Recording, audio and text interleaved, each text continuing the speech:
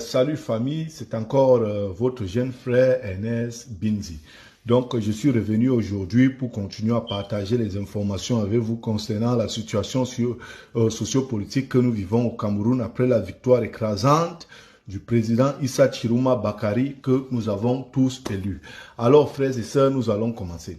Frères, je suis en train de vous raconter que Chiruma Bakari est en train de faire trembler Yaoundé. Notre président élu a poussé Paul Biya à la soumission. Quand nous parlons pousser Paul Biya à la soumission, c'est que le régime de Yaoundé n'a plus de porte de sortie et plutôt est à l'heure actuelle en train de négocier pour la sortie de leur leader, Paul Biya. Paul Biya veut fuir le Cameroun et ils sont en train de négocier quelle porte de sortie il peut emprunter. Et à l'heure actuelle, il y a deux pays en place qui ont déjà proposé les portes de sortie dans certains canaux, selon certaines sources. La Turquie accepte de recevoir Paul Biya et le Gabon. Le Gabon est en première tête qui accepte de recevoir Paul Biya. Le Tchad a eu peur. Le Tchad s'est décliné et la Centrafrique s'est déclinée. Pourquoi? Parce que quand on vous dit le président Issa Chiroma Bakari tient le régime de Yaoundé et aussi tient les Occidentaux, il les tient tous, même l'Afrique de l'Ouest. Pourquoi? Parce que vous devez comprendre que le Tchad n'a pas de port autonome.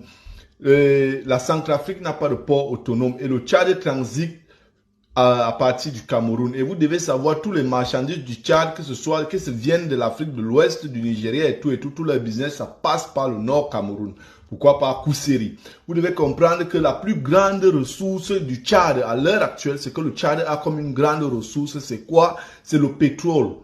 Le Tchad vend le pétrole pour subvenir à ses besoins via un pipeline qu'on appelle le pipeline Tchad-Cameroun qui passe toujours par le nord Cameroun. Donc, à l'heure actuelle, Chiruma n'a pas à bavarder avec eux. Les ministres à l'heure actuelle sont en train de venir voir le président élu Issa Chiruma, écrire au président élu Issa Chiruma pour dire pardon, mets-moi dans ton livre, as English people say, your good book, ton bon livre, pardon, mets-moi de bon côté.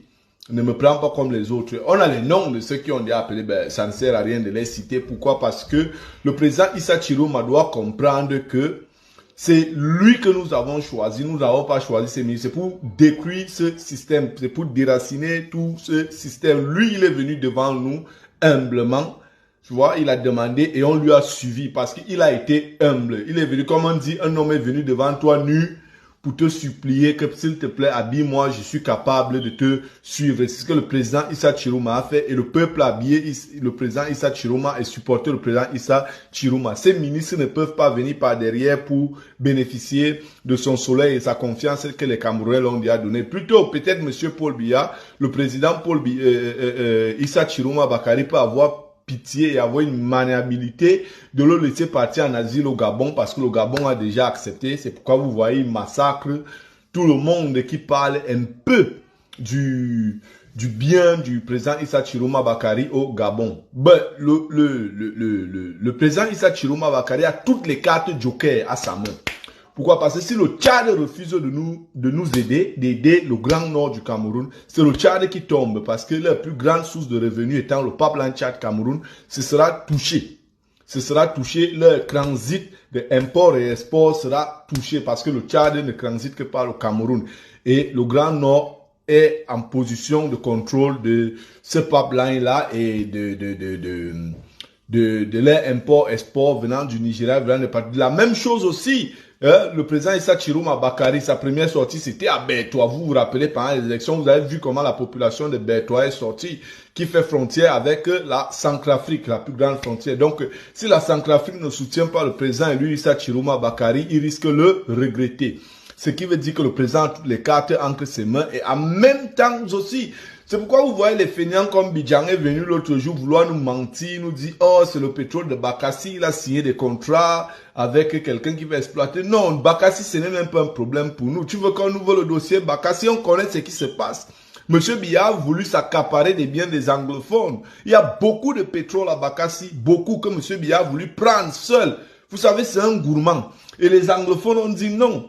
Comme les Anglais disent, you can't take it, we will give us a cut. Ça veut dire que tu ne peux pas prendre tout sans nous donner une portion. Donc, Biya voulait prendre tout. Les anglophones sont entrés en guerre. C'est pour le pétrole, c'est pour l'argent, les ressources. Pourquoi? Parce que Biya veut prendre tout sans rien donner en retour. Donc, nous connaissons ça. Fermons cette page-là, Bidjan. tu le sais bien, qu'on a refusé que votre pétrole sorte. Et les anglophones sont entrés en guerre pour ça. Et aussi les États-Unis. Quand on vous dit le président élu Issa Chiruma tient tout le monde, il tient les États-Unis par les couilles. Les États-Unis savent que s'ils blaguent, ils vont perdre une grande ressource de pétrole venant du Tchad, parce que les Américains qui payent le pétrole qui vient du Pablan Tchad, Cameroun. Et s'ils s'amusent à soutenir M. Biya, on peut détruire ce Pablan-là, ils vont perdre gros. Donc le régime de Yaoundé n'a pas affaire aux vendeurs d'œufs qui ont les œufs posés sur la tête. Il a affaire ce tout-ci aux hommes. Pourquoi? Parce que le Grand Ouest, en 2018, n'a pas eu de choix. L'Ouest n'a pas eu de choix parce qu'ils n'avaient pas de cadre. Ils avaient la popularité. Le président élu, Maurice Kamto, avait la popularité en 2018 quand il a été élu de faire quelque chose. Mais il n'avait pas les cartes sur la table que le président Chiruma a. Le président Chiruma, à l'heure actuelle, a les cartes. Donc, même à l'heure actuelle, ils grondent les pays étrangers, comme le Tchad, pour leur dire que calmez-vous. Si vous blaguez, mes enfants gâtent tout. Donc, le Tchad est en train de cramer. La Centrafrique est en train de cramer parce qu'il transite via le Cameroun. Donc, je suis en train de vous rassurer, frères et sœurs, on a toutes les cartes et le régime de Yaoundé est en train de fuir un peu. Ils sont en train de suivre. Les ministres supplient Dia Chiruma que, pardon, ne nous fais pas du mal. Parce qu'ils savent, on a déjà gagné et on part pour prendre le pouvoir. Nous attendons juste qu'Atangna Clément vienne déclarer son mensonge. Les gens comme moi, nous allons descendre au Cameroun via le Tchad. Et le Tchad doit nous protéger. Ils ont cette obligation de nous protéger. Pourquoi? Parce qu'ils sont de notre côté. Donc, tous les gars de la diaspora qui vont vouloir descendre, vous pouvez descendre par le Tchad. Le Tchad a ce droit de nous protéger et ils vont nous protéger. Donc, nous attendons Atangna Clément qui vienne déclarer son mensonge pour que tout déclenche. Mais nous savons que nous avons déjà gagné plus que M. Biya est déjà en train de négocier pour une porte de sortie. Hein? Il négocie pour partir avec ses ministres, mais le président Issa Chiruma, ça c'est des trucs internes, des fax internes que je suis en train de partager avec vous à l'heure actuelle. Le président élu Issa Chiruma Bakary est en train de dire non, j'accepte que tu ailles avec ta femme, mais tu me laisses ton fils et tes ministres. Donc les ministres crament, sont en train d'appeler déjà pour négocier. Parce que le président élu sait que si Biya part avec son fils Frank Ngongo, ils peuvent organiser, c'est un vieux régime, ils peuvent organiser une rébellion. Donc il faut que nous restons avec Ngongo, Atanganji et Frank Biya.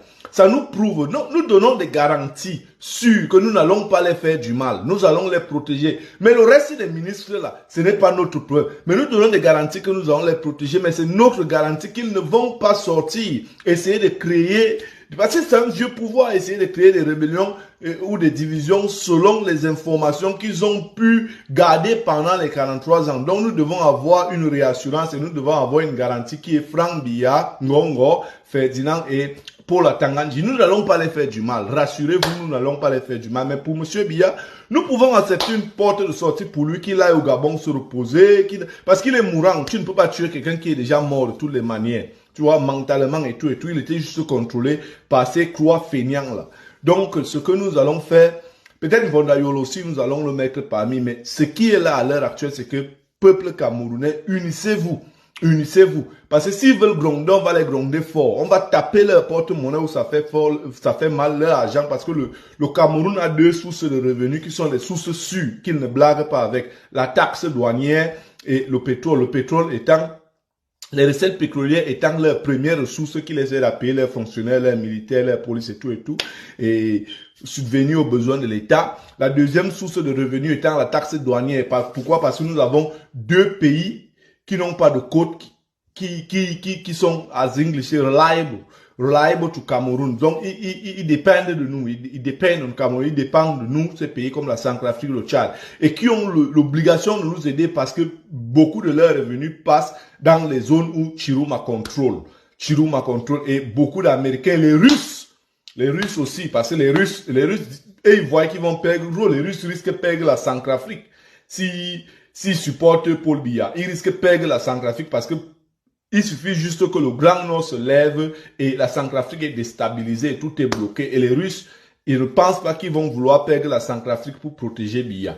Donc, frères et sœurs, c'est les informations que je suis venu partager avec vous aujourd'hui. Partagez-les partout. Restons en bloc, restons unis. Nous savons ce que nous voulons, la libération du Cameroun. Alors, s'il vous plaît, restons unis, s'il vous plaît. Restez en bloc. Ne vous divisez pas, ne vous départagez pas. Au nom du président Issa Chiroma Bakari, nous sommes libres et nous allons reconstruire le Cameroun parce que lui vient avec les projets, tandis que Biya vient avec le rêve et son bilan du passé. Le président Issa Chiroma Bakari est là pour venir avec les grands projets, pour réaliser ces grandes ambitions que Paul Biya n'a pas pu réaliser, pour nous donner ce bout de tunnel que Paul Biya n'a pas pu donner, pour nous amener dans l'émergence que Paul Biya n'a pas pu nous donner en 43 ans et nous promet cela dans l'émergence 2035. C'est un peu trop loin pour nous, pour ma génération. Nous ne pouvons pas attendre jusqu'à cette émergence 2035. Nous préférons donner ce rôle à jouer au président Issa Chiroma Bakari comme nous l'avons fait dans les urnes et nous allons défendre notre victoire. Merci à toutes et à tous. Victoire à nous.